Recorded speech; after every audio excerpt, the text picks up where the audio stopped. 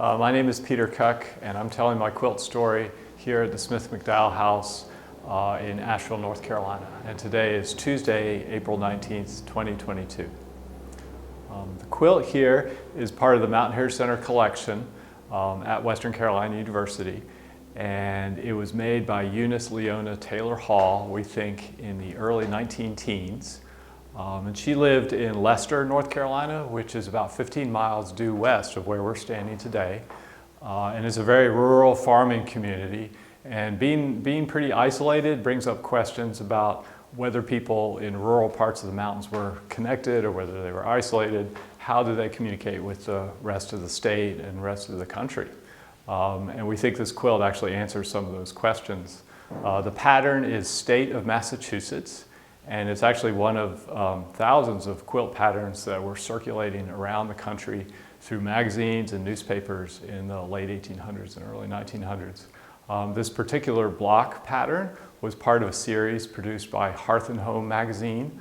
In 1907, Hearth and Home, which was published out of Augusta, Maine, sent out a call to their readers asking them to produce a pattern that best represented their state.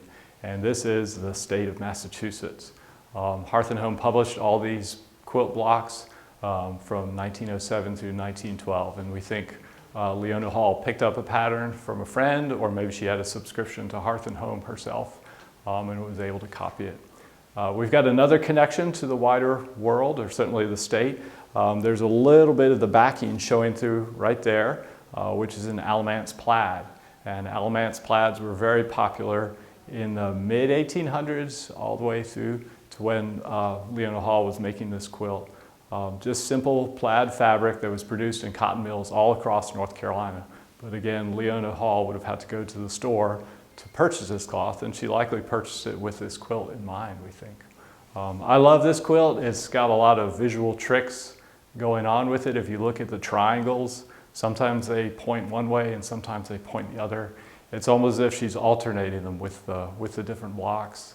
The sashing and then what's known as the cornerstones, the little checkerboard pattern, almost add a bit of calmness to the quilt up against this sort of vivid quilt block themselves.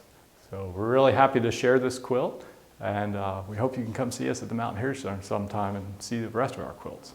Thank you.